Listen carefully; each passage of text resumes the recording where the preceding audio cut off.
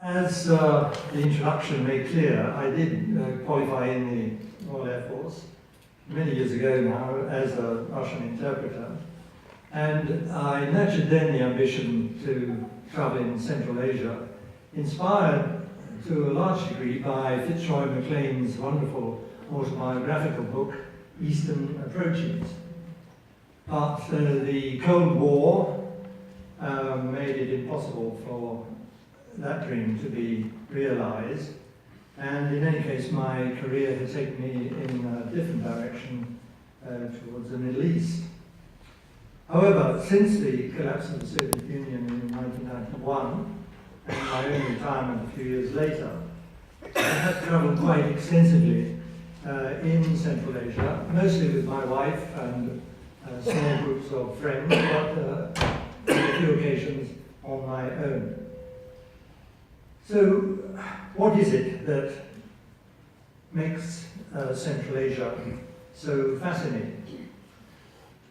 I suggest there are many reasons, but for some it may be the colourful history of the ebb and flow of peoples and their goods for exchange in the various emporia, scattered at intervals over thousands of miles of largely inhospitable territory. For others, it may be images of the golden road to Samarkand, with the tiled domes glistening in the sun. While for others, it may recall stories of the Golden Horde, of the wild mountain tribesmen of Genghis Khan and Tamerlane pouring out of the steppes, destroying the civilized world and changing the course of history. Or it may be the intriguing setting of the Great Game, in which the 19th and early 20th centuries, Britain and Russia were engaged as they probed each other's positions along the frontiers between their two empires. I was attracted by all these different facets, but I also had a special interest which proved useful in exploring off the beaten track. As a diplomat abroad, I had found that the process of getting to know and understand the country and the people, particularly in closed societies, could be helped by developing a particular interest in some aspect of the local culture. If people saw that you had taken the trouble to acquire some deep, maybe expert knowledge, they would often put aside the restrictions on talking to foreigners and open up. In Tito's police state of Yugoslavia in the 1980s, for example, I became an expert in Bogomilism, about which you all know a lot. It's a Gnostic sect, very rare. And in Saddam Hussein's Iraq, I became an expert in the Saluki. In both countries, doors were opened generously. I employed a similar stratagem when exploring in Central Asia by using my knowledge of similar indigenous hunting grounds to open doors. I also hoped to contribute thereby to ongoing research by international archaeologists, anthropologists, and sinologists, that's C-Y-N, not S-I-N, into the evolution of domestic dogs and their relationship to mankind. The Silk Road is, of course, not one road, and according to Warwick Ball, the archaeologist who addressed this society on the subject not so long ago, it never existed as such at all. But it is a convenient modern shorthand description of a series of routes across Central Asia, going back into antiquity. I'm going to deal with some sections of these routes, starting in the west in Baku on the Caspian, and you can see that.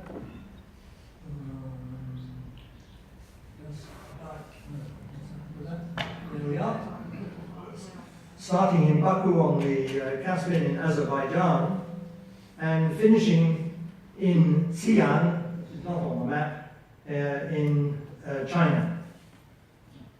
Baku's best-known landmark is the so-called Maiden's Tower, once part of the town's walls in the 12th century. Baku is where, in 1918, a small number of British officers with Indian troops were deployed to prevent the oil resources and port falling into Turco-German hands, and, with echoes of the Great Game, to close their route towards Afghanistan and India. For a short while, they helped to defend the local Trans-Caspian government, but were eventually driven out by superior Turkish forces. After the armistice in 1918, an independent Azerbaijan was set up, but it survived for less than 2 years until it fell to the Bolsheviks and was part of the Soviet Union until 1991. In the interval, the lavish use of oil and gas revenues has transformed Baku, but the blend of state-of-the-art architecture with the tasteful reproduction of the handsome 19th century buildings is, I find, surprisingly successful. The recent collapse of the oil price has led to deep retrenchment in development, and it will probably be years before they will be able to continue with such projects as Zaha Hadid's Cultural Centre, or the beautifully restored Khan's Palace at Sheki. As I saw when I went to examine some huge Central Asian ovcharkas, the shepherd dogs, in Sinalik, in the Caucasus, near the Russian border with near the border with Russia, conditions in the villages are still, by comparison, very primitive. It would have been fun to take the ferry from Baku across to Turkmenistan, but we took the more conventional route by air to the capital, Ashgabat. The town was originally a mainly Russian creation on the Trans-Caspian Railway, and it was under Bolsheviks and later communist rule from 1919 to 1991. However, the town was laid waste by an earthquake in 1948, and the golden domes and manicured lawns that greet the visitor today are the product of oil and gas wealth in recent years. It was a pleasant relief to escape all the glitz and take up the invitation of a Turkmen friend to spend a day with nomads in the Karakum desert. The arrival at the Shepherd's seasonal camp, we were greeted with a bowl of camel's milk, very much as is the custom in Arabia, while to one side a goat was ritually slaughtered for the lunch that followed. The nomads are usually accompanied by Turkmen tazis and falcons, with which they traditionally hunt in tandem. Sadly, the falcons were already in their winter quarters, but the Turkmen friend sent me pictures of them later. He also took me to a kennels to see the formidable Alabai Turkmen dog, which is sometimes used for fighting, but is mainly for guarding. We made a detour outside Ashgabat to see a stud of the famous golden Akhal Teke, renowned for their endurance. And as we chanced to see en route to Merv, when an endurance race was, 24-hour endurance race was taking part, the nation is still very much devoted to this breed. The race was urged on by musicians and crowds in national costume, making it a great day.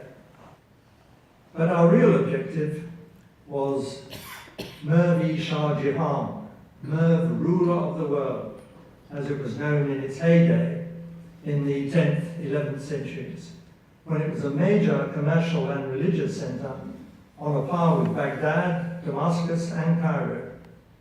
But that was all before the Mongols took the city in 1221 and slaughtered the estimated 900,000 people.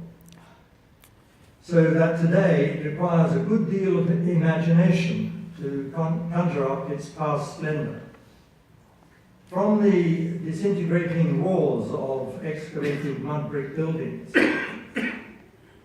a few of the larger forts have been stabilized, and one or two notable mausolea have been restored. But the excellent museum in the modern town of Mary gives a clearer picture of what Merv may have once been. Even more difficult to grasp is the neighboring archaeological site at Gonur-Tepe, which, according to the great Greek-Russian archaeologist Victor Sarianidi, who discovered it in 1972 and actually held court during our visit. This site is one of the greatest civilizations of the ancient world from about 7000 BC and may have been the home of Zoroaster.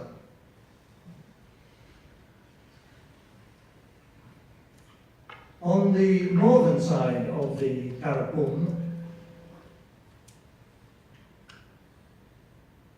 stands the remarkable preserved walled oasis town of Khiva in western Uzbekistan, which looked as if it might provide more tangible evidence of the romance of the Silk Road.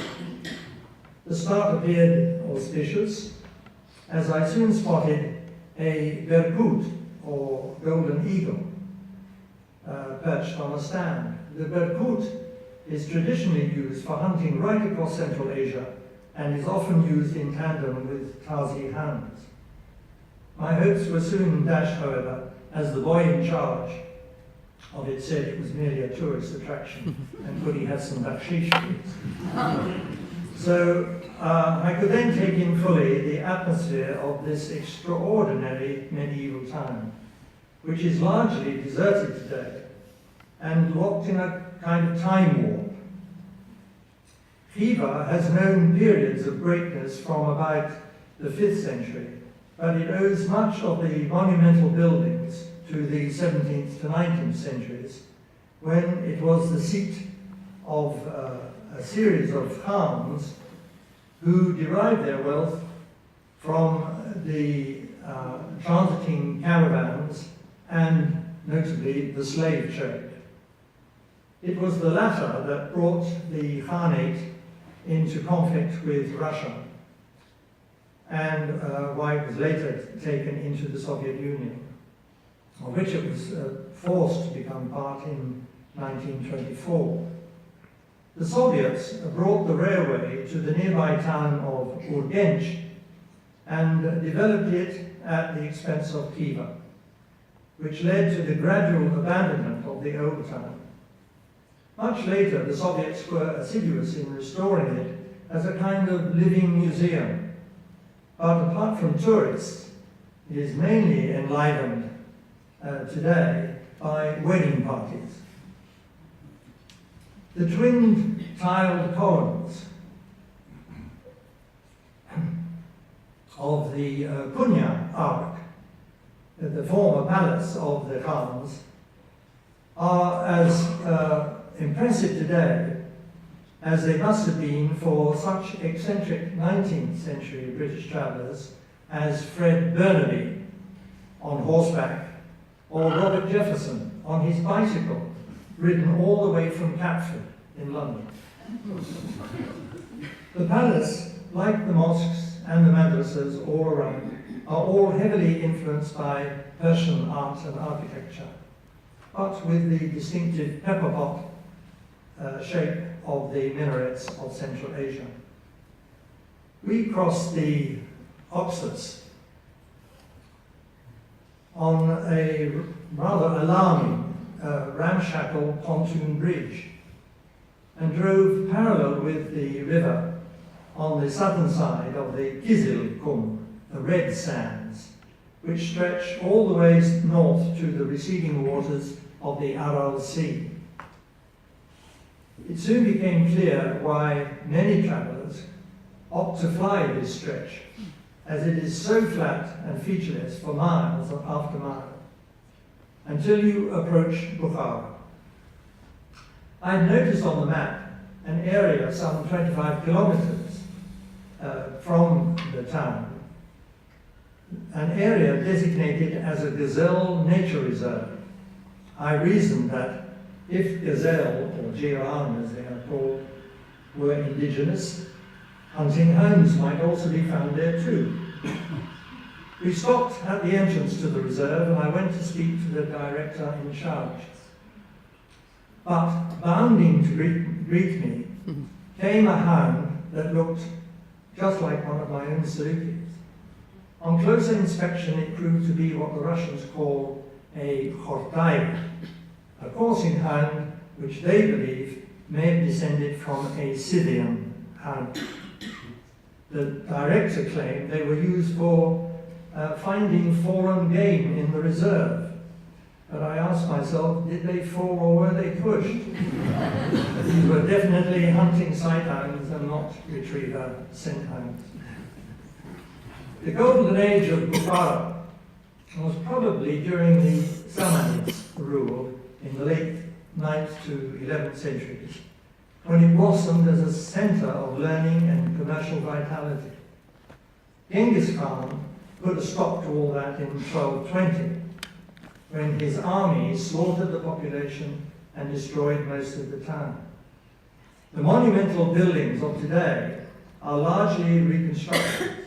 Even the formidable Ark fortress, the origin of which goes back to the 7th century, was gutted by fire as recently as 1920 and owes its present form to Soviet reconstruction. The Ark was where two players in the great game, Colonel Charles Stoddart and Captain Arthur Connolly, were imprisoned as spies in indescribably horrible conditions before they were beheaded in 1840 by the sadistic Nasrallah Khan. One of the oldest, actually 10th century, and finest surviving monuments is undoubtedly the Ismail Samani Mausoleum, which has elements of Sogdian and Sasanian architecture encased in stunning brickwork. But the most eye-catching is the symbolic Kalon minaret, which Genghis Khan spared from destruction. I think largely because he found it convenient for throwing people from the top. As we were admiring the banded brickwork, a wedding party came by and we were invited to join in. One of the more enlightened aspects of Sovietization was the elimination of many of the customary barriers in Muslim society.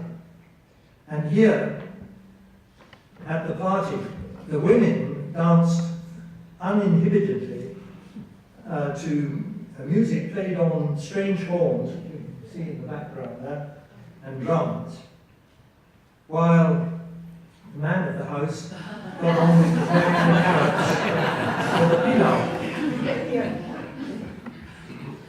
Instead of taking the direct royal road to Samarkand, we made a diversion north to explore first the Sarvish Gorge, with its thousands of mainly prehistoric petroglyphs, and later the small town of Murata, where I hoped it might be possible to make contact with Kazakh nomads.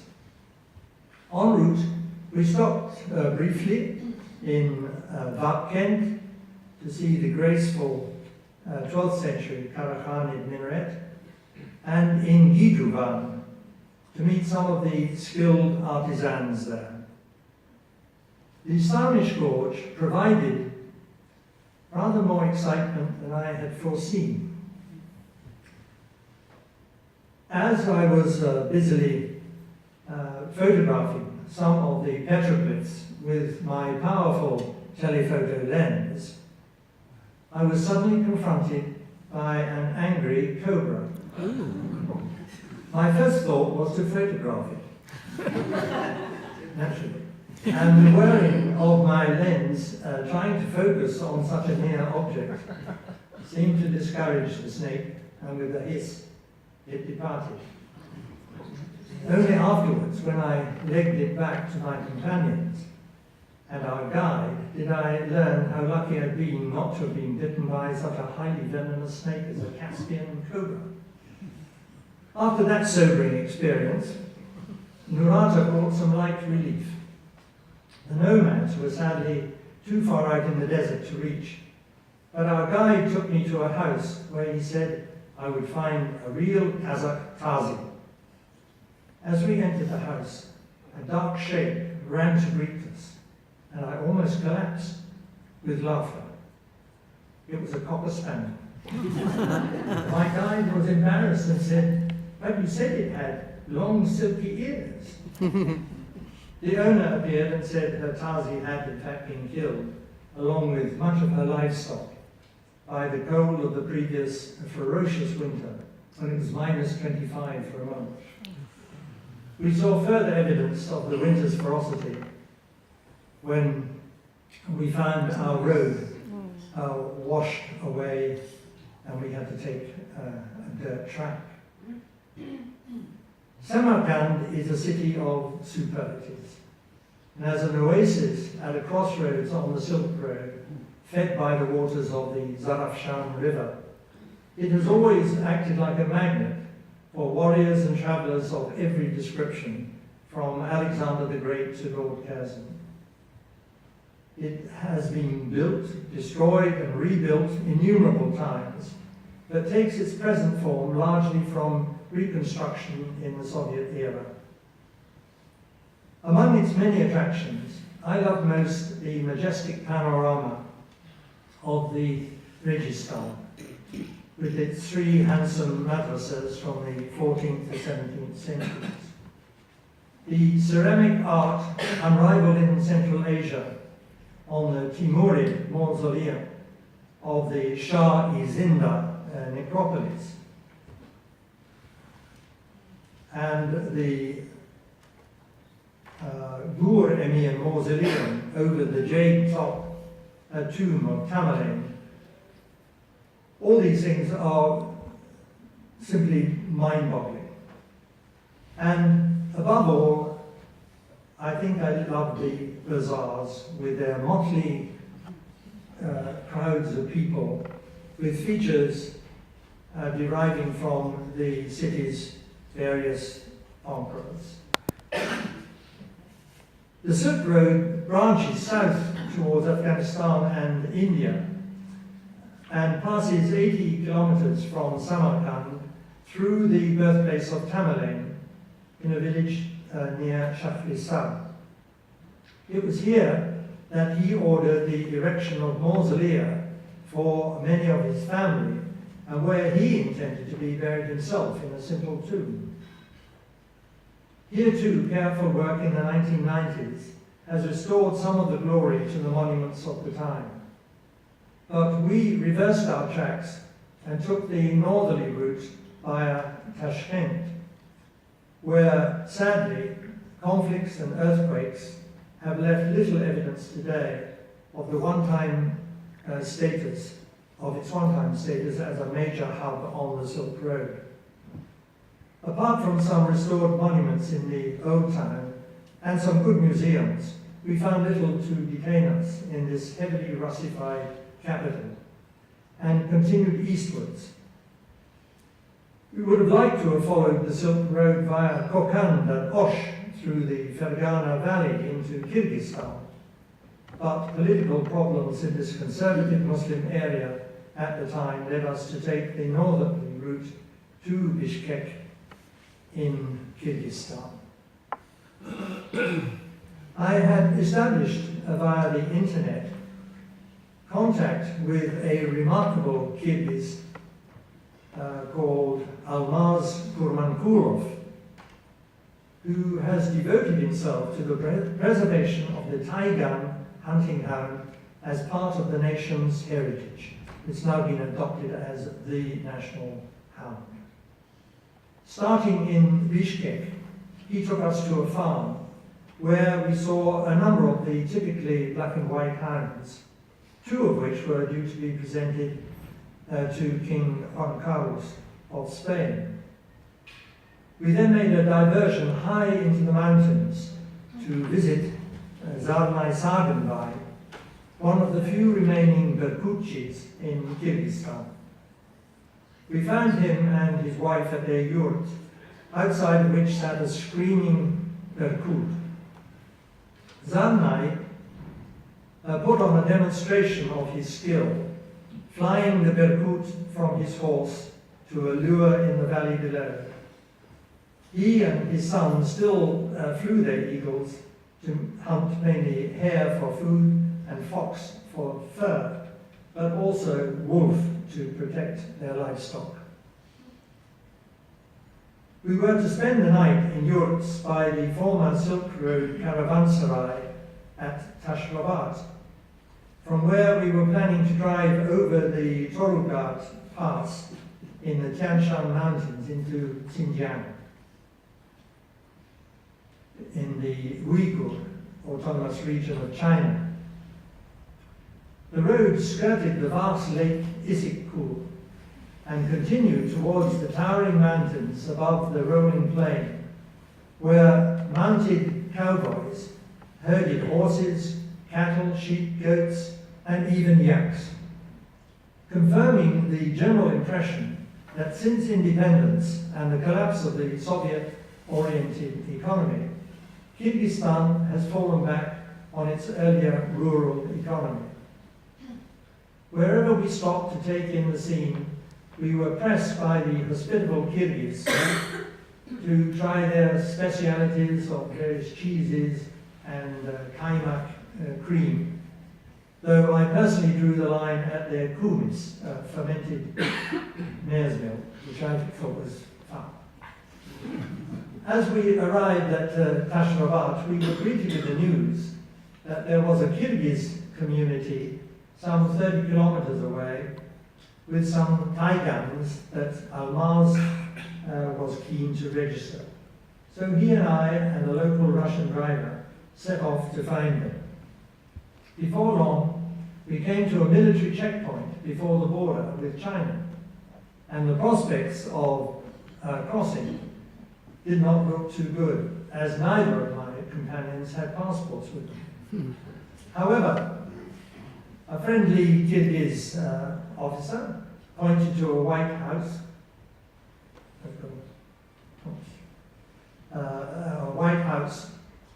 where he said we would find some tigers.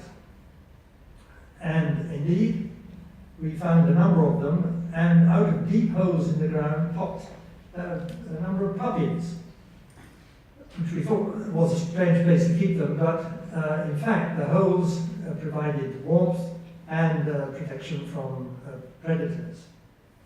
A young lad came up and asked if we would like to see some more. So under his guidance, we set off in our ancient VW Beetle across country, where there was not so much as a dirt track. And to this day, I don't know whether we were in China or in Kyrgyzstan. After some while, we stopped at the top of a bluff, from where we could see below a yurt belching smoke from its chimney. We had arrived. Scrambling down, we were met by several Taigans of different ages and sizes, and in no time, Almaz was submerged in a heap of playful puppies grown fat on regurgitated marmot meat from their parents. There could be no doubt that in these remote parts, Taigans still formed an essential part of the Kyrgyz nomadic way of life. Crossing the border next day was unpleasant, as the Chinese customs insisted on tearing out any maps in our guidebooks that showed Taiwan in a different color. And you can imagine going through 1,000 suitcases looking for maps of China. Our new Uyghur guide was scathing about all things Han Chinese, especially the road to Kashgar, which was in an atrocious state. It passed near Kyrgyz villages, but the guide said they were closed to foreigners, so we had no choice but to drive slowly on into a town that was redolent of the daring do in the days of the Great Kane.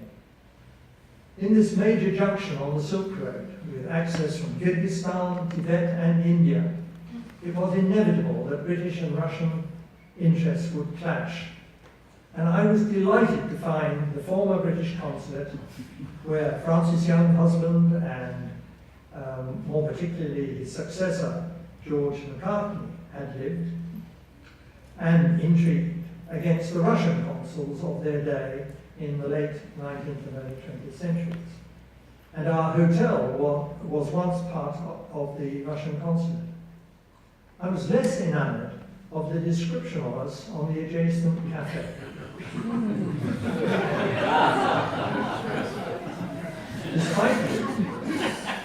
Despite the huge influx of the Han Chinese in recent years and the demolition of areas of the old town in the name of progress, parts of Kashgar still retain something of their historic character. In particular, the streets around the Eid Mosque, the largest in Xinjiang, and the Sunday Great Bazaar, teem with Uyghurs in their distinctive costumes. We continued along the Silk Road on the southern side of the Taklamakan Desert, through the oasis towns of Yarkand, Khotan, and Kelia, each of which has a modern Han aspect with a Uyghur warren behind. In Khotan, we went into private houses to see traditional carpet making, silk spinning and weaving, jade carving, and the sole remaining paper maker. Everywhere people complained of cheap Han substitutes killing off their handicrafts. But I seem to remember that their ancestors in Khotan had been equally guilty of sourcing some of the fake antique artifacts collected by the British archaeologist Oral Stein during his expeditions into the Taklamakan, Kusashash. We experienced something of the hardships these explorers must have endured when we camped the night in the desert on our way to join the northerly route of the Silk Road before Korla, now a flourishing oil town in the Tarim River basin. There was little to detain us there, and we pressed on to Turfan, renowned for its fruit gardens, fed by covered water channels, as in Iran, which made a pleasant contrast from the surrounding desert. We decided to skip a visit to the Bezek caves, since most of the colourful Buddhist frescoes that once decorated them were removed to Berlin long ago by the German archaeologist von Lecoq, and Oral Stein took almost all the rest for safekeeping. We did, however, stop briefly at the ancient deserted cities of Jiahui and Gaochan, once important centers on the Silk Road, but repeated depredations by invaders have left only ruined adobe buildings returning to dust. And the nearby 7th to 8th century underground tombs at Astana, from where Stein and others liberated quantities of artifacts, are also hardly worth the visit nowadays. These tombs are are open just to give, only 3 of the tombs are open to give an impression of how they might have once looked. After first turfing out some Chinese who had settled comfortably into our reserved compartments, we left Turfan by the overnight train for Dunhuang, once a great metropolis where traders from east and west would meet. Sadly, the modern town has become a major tourist attraction, and a visit to the so-called Singing Dunes and the Crescent Lake was a bit like Blackpool on a bank holiday. However, the main attraction of the Mogao Caves did not disappoint. Here are hundreds of grottos in irregular tiers, honeycombing the cliffs for about half a mile. The caves are decorated with brightly coloured Buddhist paintings and monumental sculptures carved out of the soft rock. We were allowed into less than a dozen caves. The choice varies from day to day, most of which were from the 8th century. We did not stop to see the so-called, we did not succeed in seeing the so-called library cave, which was first described by Orlstein as the repository of thousands of scrolls, books, pictures, and textiles, which had lain untouched since the cave was sealed up in the early 11th century. Stein purchased a huge number of them for the British Museum, where I later found this painting of a saluki. We took a flight from Dunhuang to Urumqi, from where I had hoped to make a diversion to the Heavenly Lake in the Tian Shan Mountains, where a colourful Kazakh community is to be found, and some dramatic scenery, but time did not permit, and we were heading to Kazakhstan anyway.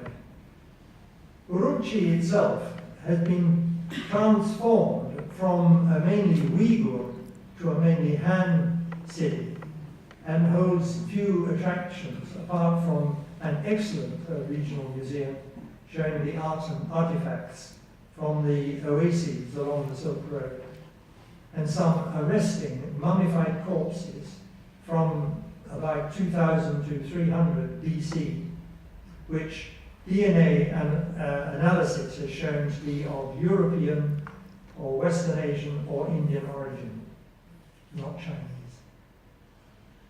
Urumqi Airport was a scene of total chaos, as so-called traders loaded with boxes and bags of goods milled around, and even after a superhuman struggle to get on board our flight to Almaty, we found that our seats had been already occupied by a pile of boxes, which we unloaded into the aisle where they remained loose throughout the flight.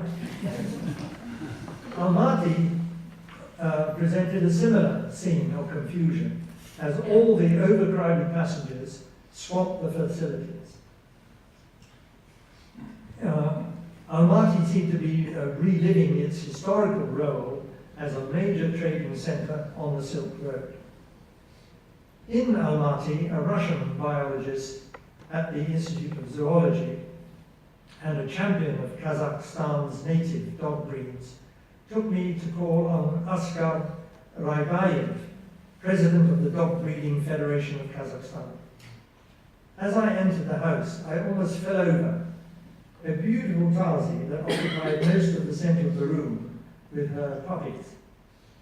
Askar took me on to the Shumka breeding center in a beautiful setting outside the town. The center contains a large number of raptors of different kinds, some of which are there for breeding and some for rehabilitation after being found injured for release back into the wild. Running loose were also several mature Tazis and puppies, while in well-designed kennels, some huge torbets, also known as volkodas or wolf killers, padded massively on the ground. The centre is endeavouring to preserve the breeds and to encourage their wider distribution, not least because Kazakhstan, like Kyrgyzstan, has a major problem with wolf attacks on livestock. I was told some 25% of Kazakhstan's livestock falls to wolf predation every year. I was in Almaty for a conference where I was made an honorary Khan, compete with the legendary apple. The old name of Almaty is Alma-Ata, which means father of the apple. And from Almaty, I made a memorable visit to Nura, just north of the town, where I met a renowned hunter who employed golden eagles, torbets and pazis to keep down predators and to provide furs. And so to Xi'an, formerly known as Chang'an, when it was the beginning or the end of the Silk Road during the Tang dynasty, 7th to 9th centuries. Little remains of that period. Wars, earthquakes, and fires have seen to that. However, I was curious to see the Great Mosque, founded in 742, which still serves the significant Hui Muslim community in the city. The entrance was unexceptional, but nothing in the architecture of the mosque itself was like anything I had seen before. The minaret looked more like a Buddhist temple.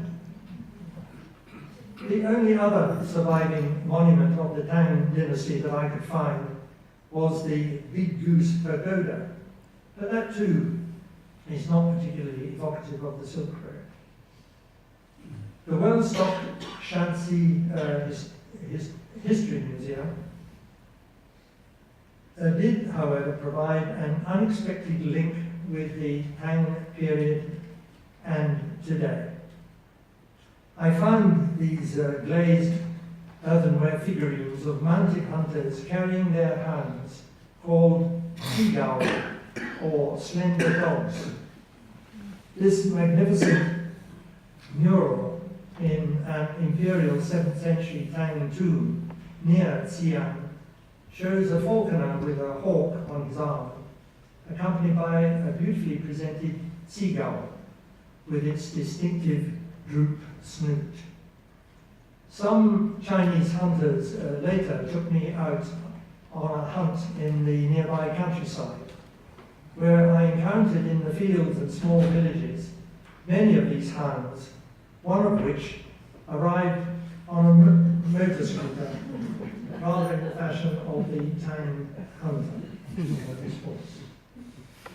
I could not leave Xi'an without a visit to the site of the terracotta warriors, who stand in serried ranks where they were excavated, but are now preserved from the elements in huge hangars.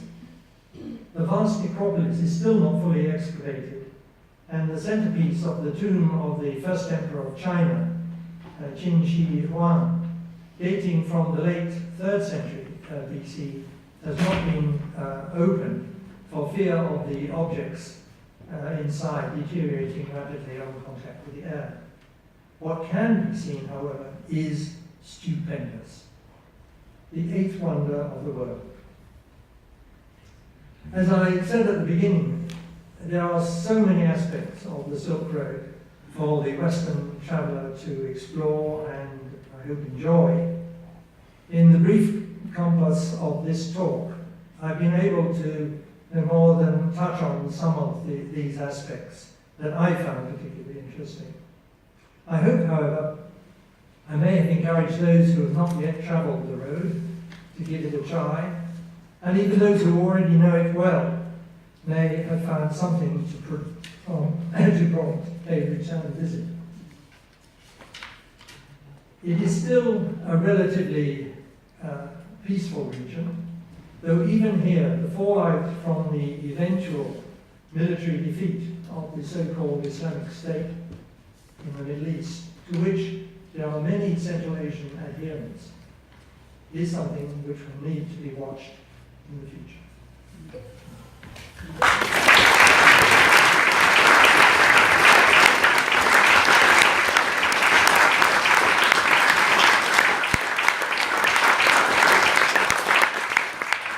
So if we can get any questions that people might like to raise with Terry, please.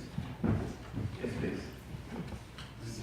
With Sogan stayed on the Kyrgyzstan, on the southern bank of Lake Issyk. Is it Sogan? Yes. The eagle hunter. Yes, he was. Yes, stayed with him. You saw it?